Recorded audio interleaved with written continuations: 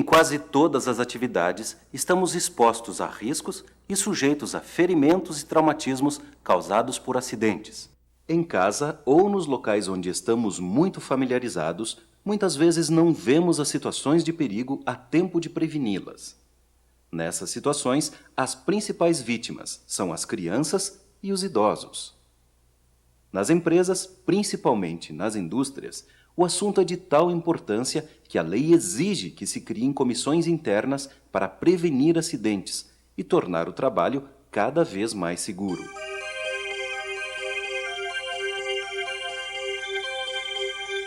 Quanto aos acidentes de trânsito, é importante frisar que muitas pessoas morrem ou sofrem danos irreversíveis porque não receberam cuidados a tempo ou foram atendidas de forma incorreta.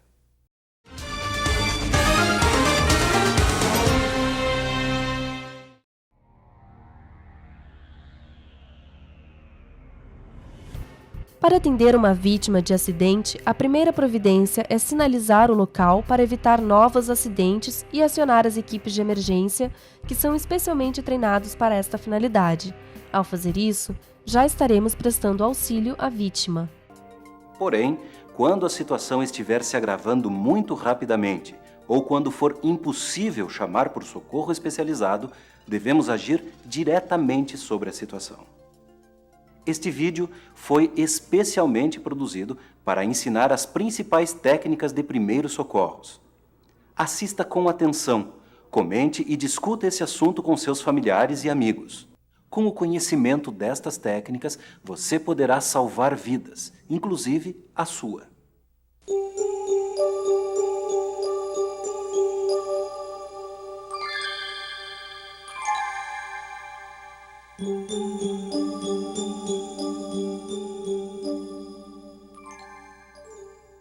Ao nos depararmos com um acidente, devemos pensar em 3 atitudes igualmente importantes: localizar e proteger as vítimas e a si próprio, afastar o perigo e evitar novos acidentes, chamar por socorro especializado. Vamos falar um pouco sobre cada uma delas. É fundamental sinalizar o local ligando todas as luzes intermitentes, colocando o triângulo de segurança e até utilizando galhos e ramos se necessário. Precisamos obter rapidamente uma visão global do acidente para avaliar a gravidade da situação e, ao chamar o socorro, informar quantas são e onde estão as vítimas.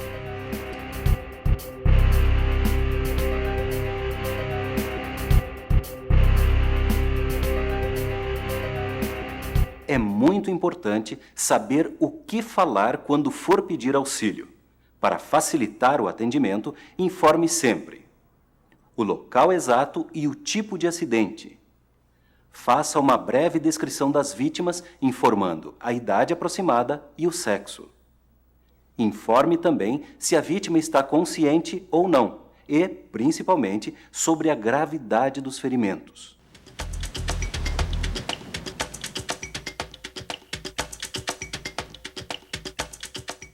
É fundamental tomarmos certas precauções para evitar o contato com o vírus da AIDS, hepatite e outras doenças que podem ser transmitidas pelo contato com fluidos orgânicos, principalmente o sangue e a saliva. Por isso, é indispensável o uso de luvas de borracha. Evite ferir-se durante o atendimento e não leve as mãos à boca e aos olhos sem antes lavar com água e sabão. Independente da gravidade da situação, o atendimento deve ser feito com calma, evitando o pânico. Tranquilizar as vítimas, transmitindo confiança e segurança, é importante porque traz alívio ao acidentado, criando um clima positivo e de cooperação. Devemos agir rapidamente, porém, dentro dos nossos limites, sempre que possível, contando com a ajuda de outras pessoas. Uma boa dose de liderança e capacidade de improvisação tornam o atendimento mais rápido e eficaz.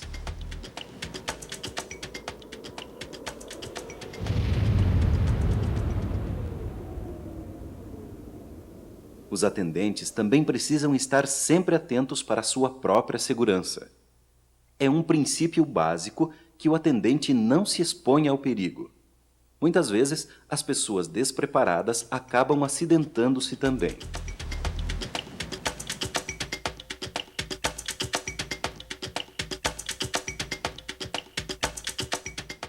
Enquanto você espera a chegada do socorro especializado, mantenha-se atento aos sinais vitais de todas as vítimas.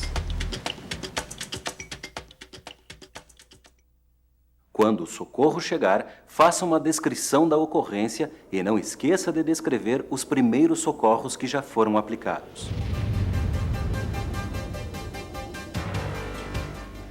Nesse momento, você pode ficar tranquilo de ter cumprido sua obrigação de cidadão, por ter prestado a ajuda que estava ao seu alcance.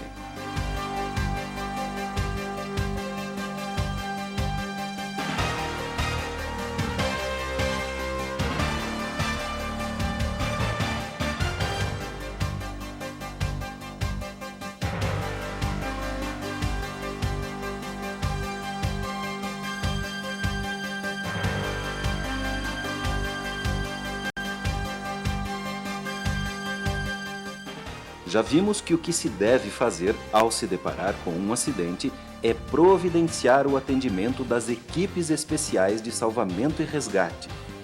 Portanto, não movimentar as vítimas é recomendação básica. Deixe isso para os especialistas.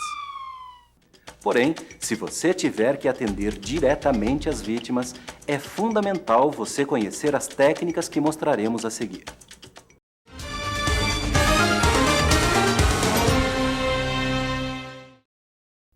Abordagem primária é o nome que se dá ao atendimento inicial, que tem por objetivo determinar, observar e manter os sinais vitais do ferido. Os passos que vamos conhecer a seguir são recomendados e aceitos internacionalmente e constituem um roteiro seguro no atendimento às vítimas de acidentes. A. Vias aéreas e controle cervical. B. Respiração. C. Batimentos cardíacos, hemorragia, estado de choque. D. Nível de consciência. E.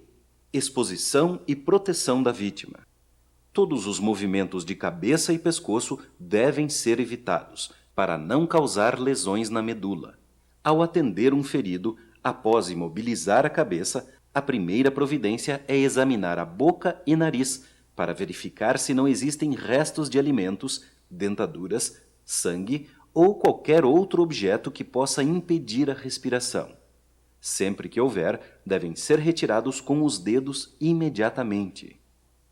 Devemos tentar ouvir, sentir ou perceber os movimentos característicos da respiração na vítima. Para verificar a pulsação, no caso de a vítima estar inconsciente, coloca-se 2 dedos na artéria carótida, que fica abaixo do queixo, na porção superior do pescoço, entre o músculo e a traqueia.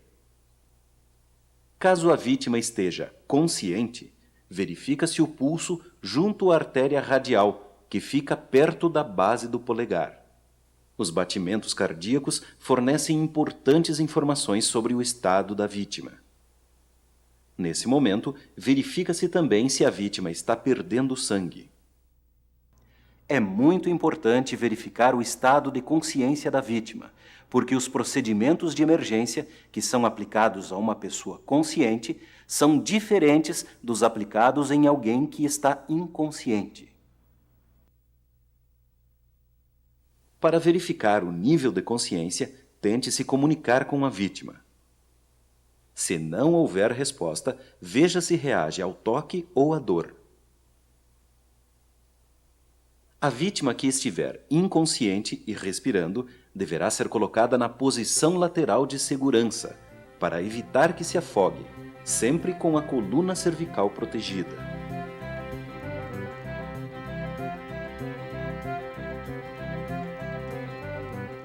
A posição lateral de segurança, sem o controle cervical, pode ser utilizada quando a vítima tiver sido encontrada consciente, sem apresentar dificuldades de movimentação. Tenha desde já em mente que vítima inconsciente pode ser sinal de fratura na coluna, traumatismo craniano ou estado de choque.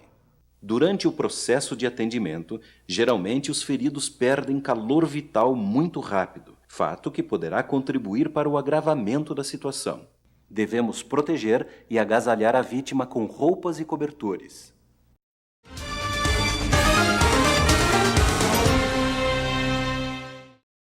Durante a avaliação primária, a vítima pode apresentar ausência de movimentos respiratórios ou batimentos cardíacos. Esta é a maior e mais perigosa emergência com a qual podemos nos deparar, pois a parada respiratória leva a vítima à morte em poucos minutos ou causa danos irreversíveis no cérebro por falta de oxigênio. A parada respiratória pode ocorrer nos casos de afogamento ou asfixia, envenenamento por gases, reações alérgicas a medicamentos, traumatismos físicos, choque, entre outras situações. A vítima que parou de respirar, obviamente não apresenta os movimentos característicos de respiração. A falta de oxigênio leva à inconsciência, deixando os lábios, língua e extremidades com aspecto azulado. Em qualquer caso de parada respiratória, devemos iniciar imediatamente os procedimentos de respiração artificial. Deite a vítima de costas sobre uma superfície lisa e firme. Desobstrua a passagem de ar, retirando próteses e restos de alimentos.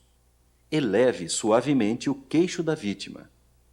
Tampe as narinas com o polegar e o indicador e abra a boca completamente. Respire fundo, acople a sua boca sem deixar nenhuma abertura e assopre com força 2 vezes até encher os pulmões. Afaste-se, respire fundo novamente e repita a operação de 12 a 18 vezes por minuto, até os movimentos naturais de respiração voltarem. Observe que quando você sopra ar, o peito e o abdômen inflam, como movimento característico. Quando o atendente se afasta, ocorre o esvaziamento espontâneo dos pulmões da vítima. Esse movimento também deve ser observado.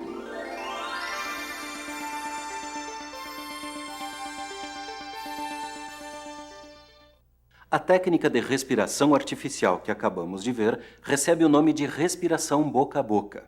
Existe um equipamento portátil muito útil para evitar contaminações, que é a máscara de respiração artificial. Quando esse equipamento é utilizado, a técnica recebe o nome de boca-máscara.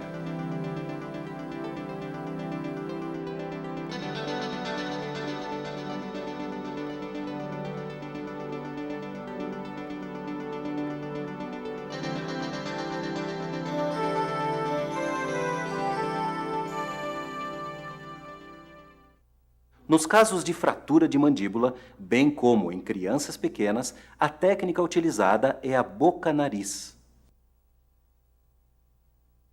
Na parada cardiorrespiratória, a vítima apresenta, além da parada respiratória, a ausência dos batimentos cardíacos. Nesse caso, a vítima deverá receber a massagem cardíaca junto com a respiração artificial. A massagem cardíaca é feita apoiando-se as 2 mãos com os dedos entrelaçados no centro do peito da vítima, 2 dedos acima da extremidade do externo. Com os braços estendidos, faça movimentos fortes e ritmados utilizando o peso do seu corpo. Isso irá comprimir o músculo cardíaco. Estabeleça um ritmo de 100 compressões firmes e regulares por minuto.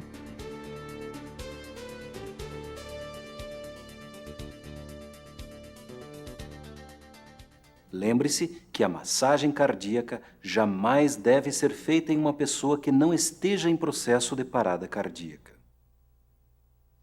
Em crianças pequenas, a massagem cardíaca deverá ser aplicada com apenas uma mão. Em bebês, usa-se 2 dedos, fazendo-se 2 compressões por segundo. A coordenação da respiração artificial com a massagem cardíaca chama-se reanimação cardiopulmonar. Estes procedimentos têm por objetivo reanimar a vítima, recuperando a respiração e os batimentos cardíacos. Inicialmente, faça 2 ventilações lentas e cheias. Verifique o pulso e em seguida faça 30 compressões cardíacas e 2 ventilações. Repita todo o processo por 4 ciclos completos. A parada para a reavaliação dos sinais vitais deverá ter no máximo 5 segundos. Se a respiração e o batimento cardíaco não voltarem, iniciar novamente o processo repetindo por mais 4 ciclos.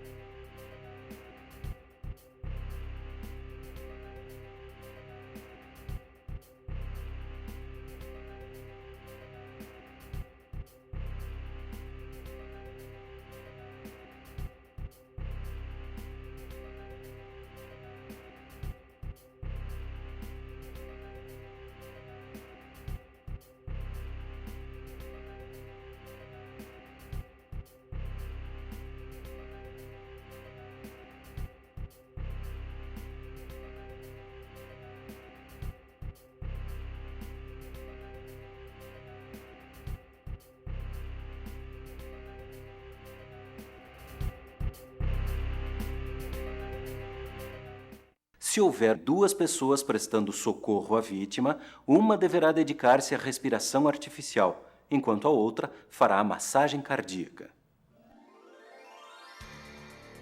Um atendente faz 2 ventilações lentas e cheias. Verifique o pulso e em seguida o outro atendente faz 30 compressões cardíacas e 2 ventilações por 4 ciclos completos.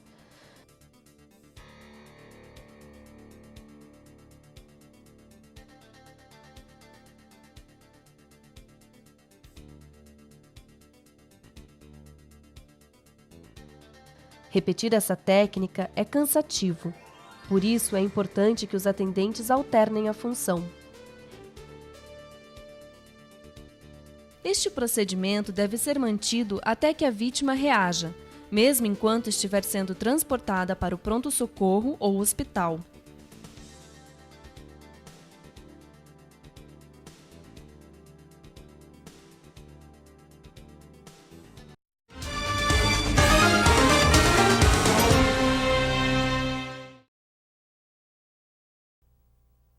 O estado de choque é uma reação violenta do organismo a determinadas circunstâncias ou situações, que provoca uma falha no sistema circulatório.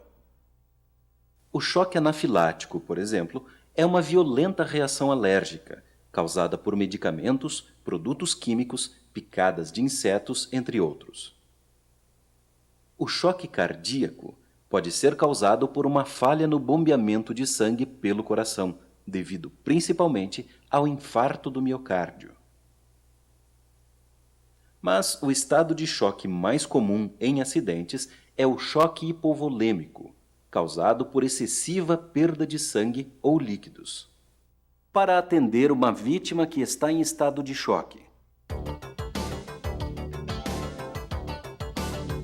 faça uma breve inspeção para avaliar a situação e controlar a causa do choque, que poderá ser uma hemorragia, uma fratura ou queimadura, por exemplo. Não esqueça de manter as vias respiratórias desobstruídas. Verifique a respiração, batimentos cardíacos e o nível de consciência. Quando a vítima estiver consciente e respirando bem, deite-a com a cabeça mais baixa que o tronco e pernas. Afrouxe as vestes para facilitar a circulação sanguínea e mantenha a vítima agasalhada e protegida.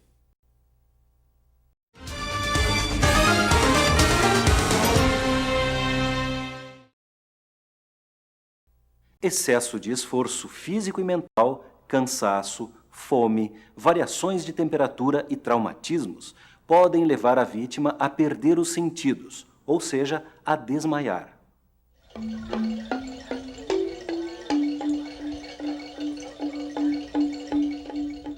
Antes de desmaiar, a vítima poderá apresentar visão embaralhada ou nublada, além de suores frios e pulso fraco. Para evitar o desmaio, sente a vítima com o corpo curvado para frente, cabeça entre as pernas, respirando profundamente. Deixe assim por alguns minutos, mesmo depois de passarem os sintomas.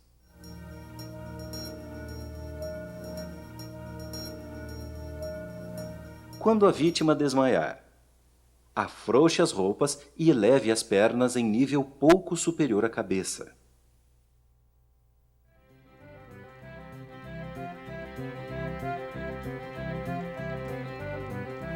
Fique atento aos sinais vitais, pois desmaios longos podem levar ao estado de choque. Se a causa do desmaio não estiver clara, se voltar a acontecer, ou se a vítima ficar inconsciente por mais de 2 minutos, agasalhe-a e providencie assistência especializada. Quando a consciência voltar, tranquilize a vítima.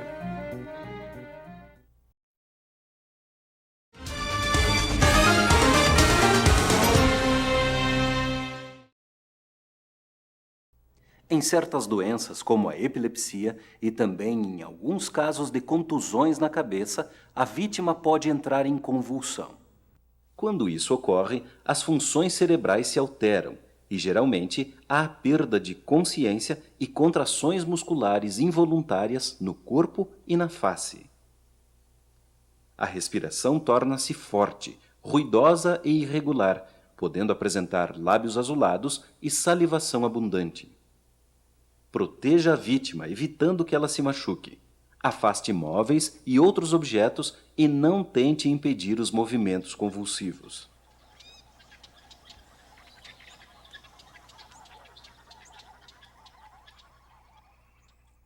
É importante saber que não existe perigo da vítima engolir ou sufocar-se com a própria língua.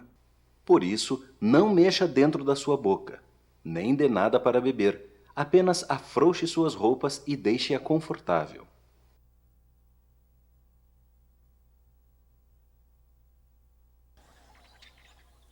Passada a convulsão, conforte a vítima, coloque-a na posição lateral de segurança e deixe-a dormir.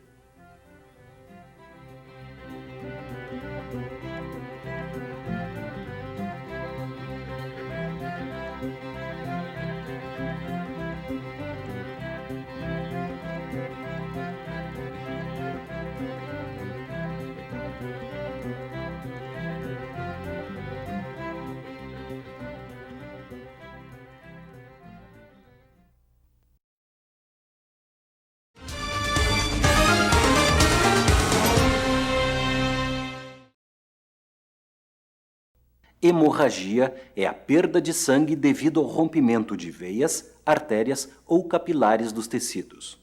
O estancamento de uma hemorragia deve ser feito imediatamente, pois a perda de sangue abundante e não controlada poderá causar a morte dentro de 3 a 5 minutos.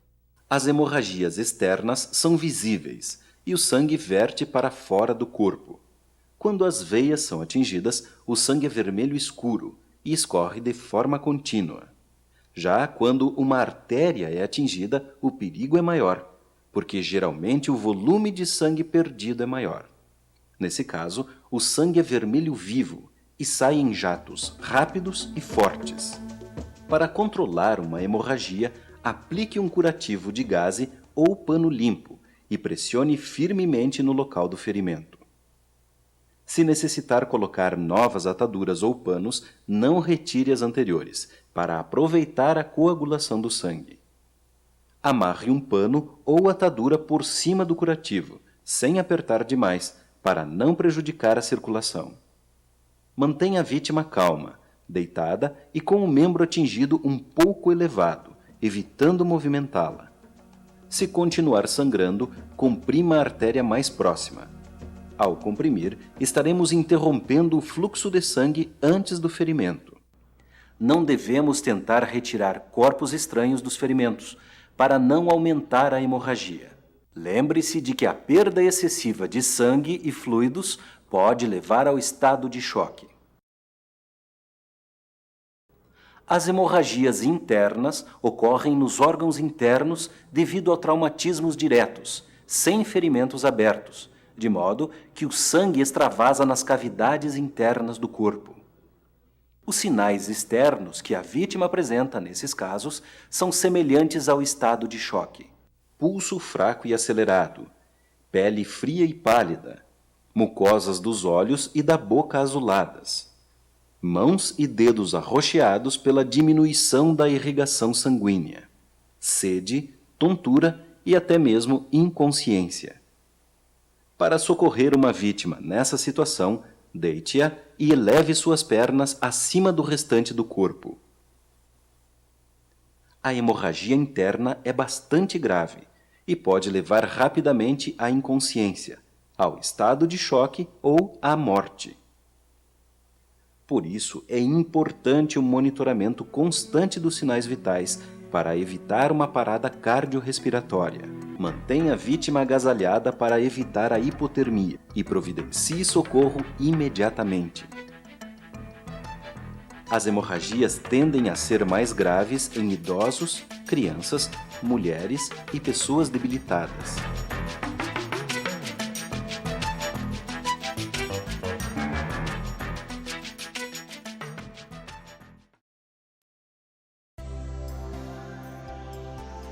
Nos casos de hemorragia nasal, sente a vítima em local fresco, afrouxe a roupa e peça para respirar pela boca. Comprima a narina com os dedos por 5 a 10 minutos e coloque compressa fria ou gelada no nariz, na testa ou na nuca. Se a hemorragia não cessar, encaminhe a vítima imediatamente ao médico. É bom saber que em casos mais graves, o sangramento de nariz pode ser sinal de traumatismo craniano.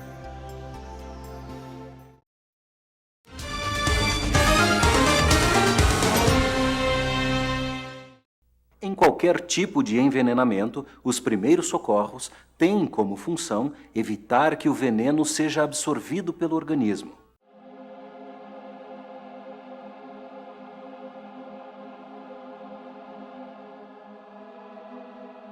Quando o envenenamento for por inalação, ou seja, pela respiração, remova a vítima para um local ventilado, cuidando para não inalar o produto.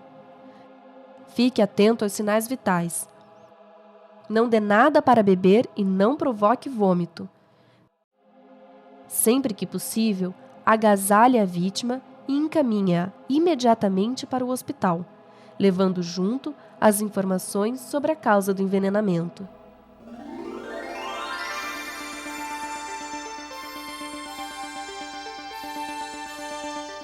O envenenamento por ingestão, ou seja, quando o veneno tiver sido tomado ou comido, é um tipo de acidente doméstico comum, que ocorre, por exemplo, quando uma criança come ou toma acidentalmente medicamentos ou produtos de limpeza.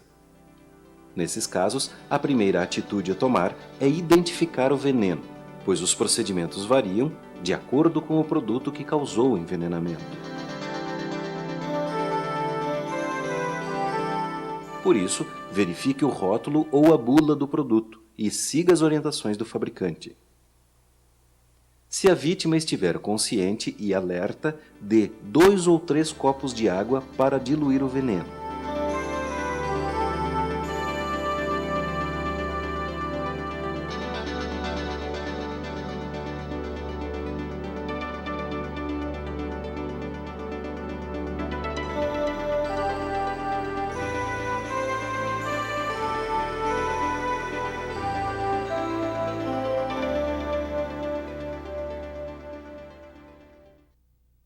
Como regra geral, não devemos provocar o vômito quando o veneno for ácido,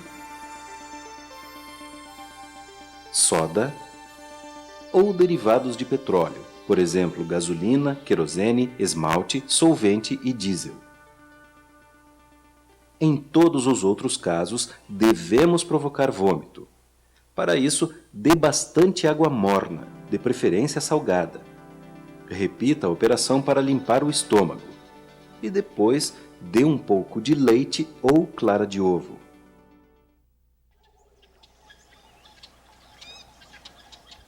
Nos casos mais graves, como inseticidas, veneno de rato ou defensivos agrícolas, as informações de emergência também são encontradas nos rótulos, mas geralmente exigem antídotos específicos que só os hospitais têm.